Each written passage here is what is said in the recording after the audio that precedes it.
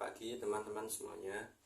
Pada kesempatan kali ini saya akan berbicara tentang masalah yang menjadi sesuatu yang sangat menyulitkan saya sampai saat ini ya. Jadi masalah ini adalah tentang pekerjaan saya yang dulu. Oke, singkat cerita saya awali dari saya dulu bekerja di sebuah perusahaan yang bergerak di bidang kesehatan. Awal mula saya masuk ke situ itu melalui seleksi resmi ya. Seleksi resmi yang dilaksanakan oleh internal dari rumah sakit tersebut. Mereka mengadakan rangkaian seleksi mulai dari seleksi tertulis maupun praktikum, kemudian ada medical check up, kemudian ada tes psikiatri yang dilakukan oleh dokter spesialis kejiwaan secara tertulis maupun interview. Kemudian ada baru ditetapkan diterima atau tidak. Jadi setidaknya ada 7 atau 8 kali rangkaian tes saat itu. Saya diterima melalui pernyataan resmi oleh direktur utama dan diposting di laman resmi web rumah sakit tersebut. Jadi masalahnya yaitu saya bekerja di situ kurang lebih 1,5 tahun. Dalam 1 tahun pertama itu tidak ada masalah ya. Saya bekerja di bagian elektrik karena itu sesuai dengan bidang pendidikan saya selama saya mengenyam pendidikan. Saat itu 1 tahun pertama saya bekerja tidak ada masalah. Kalaupun ada masalah ya masalah teknis di bidang pekerjaan yang terkait dengan bidang saya saja. Kemudian di setengah tahun yang kedua itu mulai ada masalah, mereka menyadap handphone saya. Saya tidak tahu, awal mula saya tidak tahu itu apakah dari pihak internal situ ataupun dari pihak luar gitu. Kemudian saya melaporkan masalah ini ke polisi. Pertama kali saya ke polisi, saya tanya. Mereka mengatakan tidak mungkin kalau saya disadap segala macam. Kemudian saya lapor ke Katim ya, karena saat itu ada pimpinan langsung itu dari Katim yang di bidang elektrik itu. Saya lapor handphone saya itu setiap hari sepulang kerja itu nggak bisa saya gunakan buat browsing, buat internet, buat YouTube, buat sosial media, buat main game juga nggak bisa. Setiap hari secara intensif itu di 6 bulan terakhir itu sering nggak bisa, setiap hari nggak bisa saya gunakan. Kenapa ini? Padahal saya sudah beli handphone baru Grace. Sebelum itu saya juga sudah meriset total handphone saya, menghapus data-data yang sudah tersimpan di situ, semuanya sudah saya riset. Artinya saya atur ulang sesuai dengan setelan pabrikannya. Kemudian saya ganti handphone itu 3 kali selama 1,5 tahun itu 3 kali. Selain itu saya juga sudah mengganti nomor kartu SIM itu berkali-kali. Saya dari kartu A, B, C, D, E, F, G itu setidaknya sudah 5 kali saya ganti nomor SIM, kartu SIM, dan itu semua tetap tidak membuahkan hasil apapun. Saya ganti akun Google, saya ganti nomor WhatsApp segala macam, tetap saja nggak bisa gitu. Kemudian saya lapor ke pimpinan di bagian TI gitu, atau informatika. bagian informatik, ditemani oleh katim saya itu, masih di perusahaan itu. Dia bilang dia nggak ngerti gitu, nggak ngerti. Dia hanya menyarankan untuk mengganti akun Google segala macam. Sudah saya lakukan semuanya, tapi tetap saja tidak membuahkan hasil. Bahkan saya sudah ganti handphone baru segala macam loh Pak, tapi kok tetap baik gak bisa gitu ya. Karena tidak ada solusi ya, akhirnya saya kembali, kemudian saya lapor ke kepala internal, ke pimpinan internal gitu.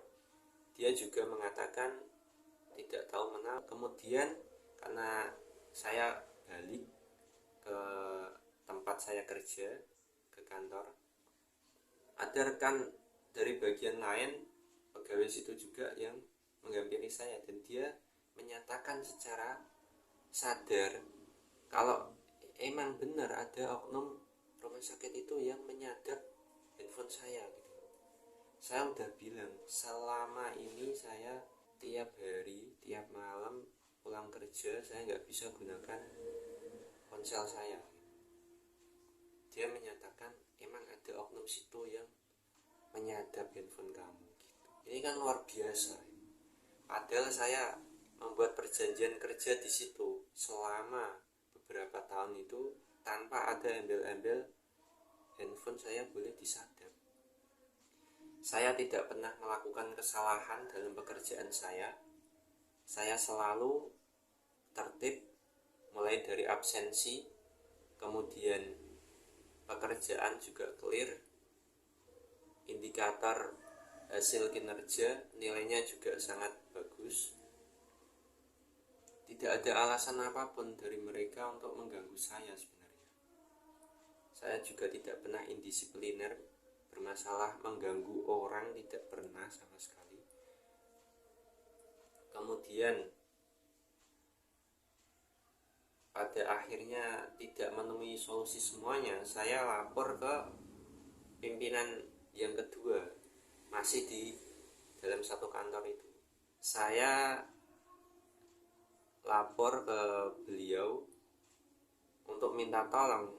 Ada pernyataan dari salah satu rekan kerja yang menyatakan handphone saya ini disadap oleh oknum rumah sakit situ. Dia tidak mau memanggil, padahal dia pimpinan. Dia lantas berbicara masalah denda ataupun istilahnya itu penalti. Kalau saya keluar di situ saya harus membayar sejumlah uang. Loh Pak, saya ini udah jadi korban, udah perlakukan seperti ini kok. Seharusnya maunya pihak rumah sakit ini bagaimana? Saya ke situ membawa orang tua saya, ibu saya membawa polisi. Kok polisi ini juga mengerti gitu masalah hukum. Ekspektasi saya membawa polisi ke situ itu supaya dia menekan pimpinan saya supaya mau memanggil oknum yang mengatakan kalau handphone saya ini disadap. Tapi realisasinya tidak seperti itu. Polisinya sepertinya tidak berani dengan pimpinan saya itu, dan pimpinan saya juga tidak punya integritas untuk menolong anak buahnya untuk memanggil si pelaku ini, orang yang menyatakan itu. Saya sampai bilang begini, kalau emang pihak rumah sakit pengen memutus hubungan kerja dengan saya, ya silahkan, misalnya dengan alasan-alasan yang benar, tapi jangan menyatakan kalau saya tidak benar dalam bekerja, indisipliner segala macam, karena saya tidak pernah melakukan kesalahan apapun. Silahkan, misalkan alasannya untuk efisiensi anggaran segala macam, karena ini kan dari pihak negeri ya, bukan pihak swasta. Saya nggak ada masalah, tapi itu pun saya malah tidak berhak membayar penalti kan. Orang dia yang mengganggu saya kok, orang dia yang pengen mengeluarkan saya. Kalau saya ingin keluar secara pribadi kan saya harus bayar uang sekian belasan juta itu. Ini bukan nominal yang kecil buat saya. Akhirnya si pimpinan ini benar-benar dengan tidak punya integritasnya, dia malah membiarkan saya, tidak menolong saya, tidak melimpahkan ke pimpinan yang di atasnya juga tidak, malah berinisiatif untuk menyudahi supaya saya keluar dari situ. Dan yang terjadi ya emang benar, persekongkolan mereka ini benar-benar ingin mengeluarkan saya. Suatu hari saya pernah melakukan bond kerja ya, membuat pernyataan meminta barang ataupun material untuk kebutuhan perbaikan di sebuah ruangan segala macam. Itu ada oknum bagian gudang yang melakukan indisipliner gitu. Dia menyatakan barang tidak ada, barang yang saya minta tidak ada di gudang.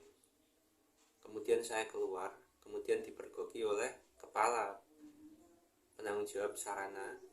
Dia bertanya langsung kepada oknum gudang ini, ternyata ada.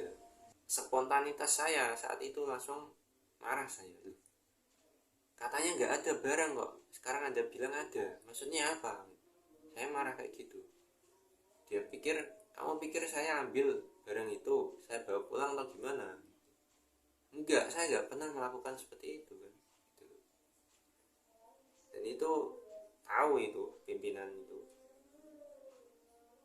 itu kan udah nyata-nyata mereka sebuah persekongkolan. Kalau dari pihak oknum gudang juga gak seneng, padahal saya juga melakukan perbaikan untuk kebutuhan rumah sakit itu, bukan untuk kebutuhan pribadi saya. Kalau untuk kebutuhan pribadi saya bisa beli sendiri gitu loh, ya kan. Dia udah nyata-nyata melakukan kecurangan. Mereka mengganggu saya mulai dari sinyal segala macam, kemudian menyadap, mengata-ngatain saya di sosial media dengan perkataan-perkataan. Dia memata-matai saya, dia tahu kondisi saya, posisi saya segala macam. Siapa yang terima dengan itu? Saya tidak pernah melakukan perjanjian, silahkan Anda sadap ponsel saya nggak pernah. Kalau tahu dari awal kayak gitu, saya nggak akan mau. Ya kan? Ini kan ibarat saya mau masuk ke rumah saya sendiri dilarang. Padahal ini rumah milik saya. Saya yang punya tanahnya, saya yang beli, saya yang bikin, pakai uang saya, pakai hasil keringat saya, kok dilarang kan gitu kan? Dan mereka tidak mempunyai lisensi kepemilikan gitu, tentang ponsel seluler itu. Dan berikut juga dengan apps-nya segala macam. Kemudian sebelum permasalahan handphone saya disadap ini juga sebelumnya juga sudah ada masalah.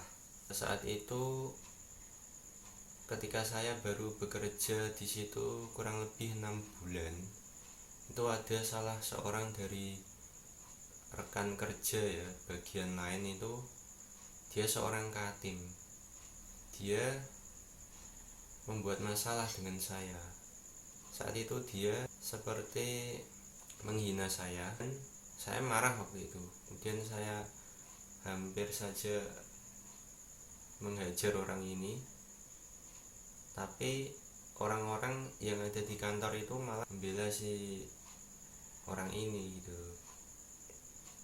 Ini ada seorang ibu-ibu berapa berkata kayak gini, kayak gitu juga pegawai negeri, harusnya dihargai, dihormati gitu katanya. Emangnya kalau pegawai negeri itu bebas dari kesalahan gitu, seenak-enak dia gitu, senang-menang gitu kan. Dia udah nyata-nyata menghina saya, kemudian saya bertindak tegas sama dia takut gitu. Waktu itu kejadiannya hari Jumat, kemudian hari Seninnya dia datang ke kantor, ada apel itu seperti briefing itu, dia takut gitu. Dia pakai masker dengan wajah yang seperti panik dan ketakutan. Dia takut sama saya. Nah, orang ini memang sepertinya itu gak suka gitu sama saya juga gak tahu apa yang melatar belakangi dia berbuat seperti itu. Padahal saya gak pernah mengusik orang lain ya, saya berperilaku di situ ya sebagai seorang yang baru gitu ya. Saya juga tidak banyak diam dan juga tidak banyak bicara gitu. Saya menempatkan diri saya ya sewajarnya saja seperti teman-teman yang lain, karena waktu itu ada beberapa satu kantor ya, meskipun beda bagian. Saat itu juga ada sebuah bukti kalau ada salah seorang pegawai di situ yang ngatain saya sampaikan. Waktu itu ada seorang security yang menyatakan ketika saya melewati sebuah gedung itu, dia mengatakan masuk sini gitu. Masuk sini maksudmu? Itu kan ruang orang-orang yang sedang menderita penyakit gangguan kejiwaan. Kok dia mengatakan semacam itu? Saya nggak terima waktu itu. Saya marah sama orangnya, sama si security ini gitu. Saya nggak terima. Maksudmu apa bicara kayak gitu? Dan dia kemudian tidak berani, dia takut sama saya. Permasalahan ini sudah saya adukan ke pimpinan saya, tetapi mereka juga tidak peduli. Indikasi emang mereka semua itu membuat perbuatan tidak menyenangkan itu udah nyata, supaya saya tidak kerasan, supaya saya tidak nyaman, dengan tujuan mengeluarkan saya dari situ biar mereka dapat uang penalti dari saya. Karena kalau saya nggak bayar uang penalti itu ya sebesar 15 juta itu ya, karena saya waktu itu di 2 tahun pertama itu kalau mengundurkan diri harus membayar 15 juta berdasarkan gaji pokok dikalikan 10 kali. Waktu itu gaji pokok 1,4 sekian dikalikan 10 kali, jadi 14 juta sekian gitu, hampir 15 juta. Itu kalau di 2 tahun pertama resign. Untuk di tahun ketiga sampai tahun ke-10 ya, karena tanda tangannya itu 10 tahun itu akan kena denda sebesar gaji pokok dikalikan 20 kali. Kalau 1,4 sekian dikali 20 kali itu bisa mencapai lebih dari 28 juta. Itu kan nominal yang sangat besar gitu. Jangan 15 juta aja udah berat. Dan kenapa waktu itu saya ambil pekerjaan itu? Karena saya pikir nggak akan ada orang yang sejahat itu gitu, nggak terpikirkan sama sekali gitu. Masa ada orang sejahat itu ke saya gitu. Dan waktu itu juga banyak temannya gitu, satu angkatan itu yang diterima juga banyak dari beberapa profesi ya, baik medis maupun non medis itu banyak. Ada sekitar 70 orang kayaknya kalau saya nggak lupa gitu, nggak salah ingat, sekitar 70 orang itu diterima satu gelombang itu waktu tahun 2018. Dan cuman yang dapat masalah seperti ini cuman saya, karena saya pernah mengadukan ke teman medis ya, ada yang saya kenal gitu kan, tapi ya mereka ya tidak tahu menahu gitu. Dan kalau saya nggak bayar uang sebesar itu ada resiko besar yang akan menyulitkan saya ke depannya gitu.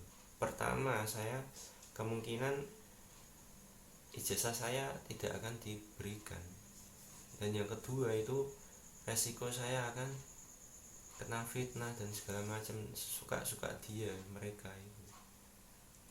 Karena sebelum resign itu saya pernah dapat pekerjaan untuk menjadi pengawas internal untuk sebuah proyek pembangunan gedung MRI di gedung radiologi waktu itu. Itu karena pekerjaan itu ada di zona kerja saya harus menjadi pengawas di situ. Dan pekerjaan itu tanggung jawabnya sangat besar gitu. Saya harus mengawasi pekerjaan-pekerjaan elektrikal ya, yang dikerjakan oleh pihak ketiga atau vendor. Seperti misalnya kayak mengawasi pekerjaan mulai dari panel elektrikal, kemudian lampu, stop kontak, dan juga AC sentral dan lain sebagainya. Ada juga air bersih ya. Itu semua harus diawasi, dicocokkan dengan kontrak kerja gitu. Itu harus sesuai. Dan kalau saya nggak bener ini bisa bahaya. Bisa-bisa saya, kalau saya nggak cermat, nggak disiplin, bisa kena fitnah gitu. Karena indikasinya mereka udah nyadap handphone saya segala macam setiap hari. Padahal selain itu juga saya masih bertanggung jawab dengan pekerjaan-pekerjaan elektrik maupun distribusi air bersih di zona tersebut. Setidaknya ada 5 gedung yang besar yang harus saya tanggung jawab di situ gitu. Saya harus bertanggung jawab ke para pejabat yang ada di gedung itu dalam masalah elektrikal. Jadi tanggung jawabnya itu enggak sepele itu, dan gajinya juga biasa aja menurut saya. Dan kayak gitu mereka masih nyadap handphone, seolah-olah mereka itu melarang saya untuk menggunakan ponsel gitu. Ini kan luar biasa, masa saya dilarang pakai ponsel? Apa alasannya gitu? Apakah mereka sampai mengatur kehidupan pribadi orang, sampai menggunakan sosmed dia bilang tidak boleh apa? Ini kan hak asasi manusia gitu, ya kan? Orang pakai handphone itu kan hak asasi manusia. Dan kalau mereka melanggar ini kan melanggar hak asasi manusia tuh. Dan ini bahaya kalau mereka dibiarkan itu, ya bisa-bisa akan terus-menerus kayak gitu. Dan saya akan perkarakan masalah ini sampai kapanpun, saya cari gitu orangnya. Kalau nggak gini ya memang mereka akan menindas wenang-wenang terus gitu. Mereka ini bisa dijerat dengan undang-undang ITE, undang-undang informatika dan transaksi elektronik. Itu kalau tidak salah itu bisa dihukum 5 tahun penjara. Belum juga denda-dendanya yang tidak sedikit gitu. Ini luar biasa. Kejahatan dunia maya atau cybercrime itu benar-benar udah sangat berbahaya. Mereka membunuh tanpa diketahui siapa ini orangnya, suka-suka mereka gitu, ya kan? Apalagi kalau yang menyadap itu oknum-oknum besar, ya kan? Seperti mereka kan tokoh kesehatan sebuah rumah sakit besar segala macam, nggak tahu oknumnya siapa kan? Sampai polisi pun nggak berani mengungkap gitu kan? Artinya kan ini terstruktur. Ibarat saya kucing melawan harimau gitu kan, berat gitu loh. Kemudian pada akhirnya juga saya harus keluar, harus resign, mengundurkan diri, karena mereka semua emang udah nyata membuat perbuatan tidak menyenangkan. Bahkan setiap hari itu mereka sering ketawa-ketawa, padahal saya udah sering mengadu lah, kayak misalkan men-sharing permasalahan saya selama ini ke teman-teman kantor gitu. Mereka nggak ada yang peduli, malah cenderung menertawakan, seperti mereka itu tahu cuman nggak mau ngasih tahu gitu. Sepertinya gitu, seperti mereka itu kayak, oh iya emang kita sadar, main lo bisa berbuat apa gitu kan, emangnya lo bisa ngelawan, kayak gitu. Kayak mereka itu kayak nantang gitu, emang saya curi, emang saya tindas, emang saya injek-injek gitu, kayaknya gitu. Emang brengsek menurut saya gitu. Nah akhirnya saya resign, terpaksa saya harus bayar, karena setiap kali saya pulang ke kos kontrakan tuh nggak bisa saya pakai itu handphone saya, pasti kendalanya jaringan, nggak bisa.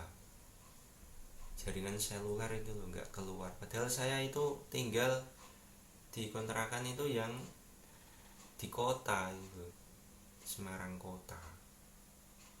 Dan kenapa saya nggak laju ke rumah saya Kudus? Soalnya kalau laju itu terlalu jauh, pulang pergi itu kan satu kali perjalanan bisa mencapai 1,5 sampai 2 jam. Bayangin kalau setiap hari saya PP selama itu gitu. Ini berat, resiko di perjalanan juga besar gitu. Apalagi jalannya saat itu sering berlobang, terus sering macet. Kalau macet bisa nyampe 3 jaman. Kadang juga banjir gitu kan. Beneran ini. Saat itu belum ada jalan tol. Kalau sekarang udah ada. Jalan tol pun hanya untuk khusus kendaraan roda 4. Kemudian saya benar-benar keluar, saya bayar itu dengan sangat terpaksa.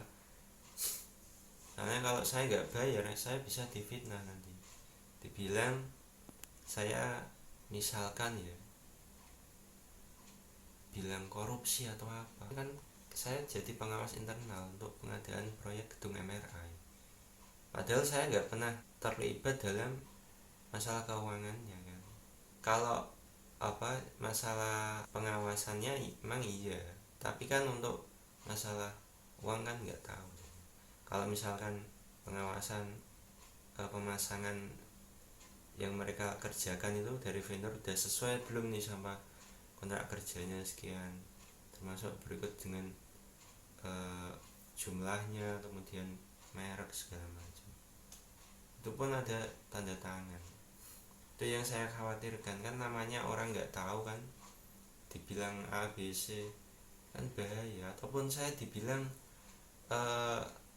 kerja di situ nyogok atau apa ya kan, padahal nggak ada sama sekali. Itu saya diterima itu berdasarkan seleksi resmi tanpa embel-embel pungutan ataupun sogokan, tidak ada sama sekali.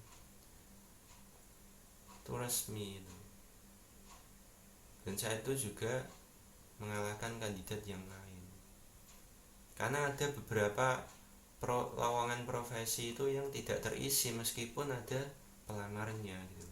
Saya diterima di situ dan mengalahkan kandidat lain gitu. Tapi kok mereka sikapnya benar-benar udah melampaui batas gitu. Benar-benar membunuh karir saya itu, membunuh supaya saya frustasi segala macam. Terus saya ini udah keterlaluan ya.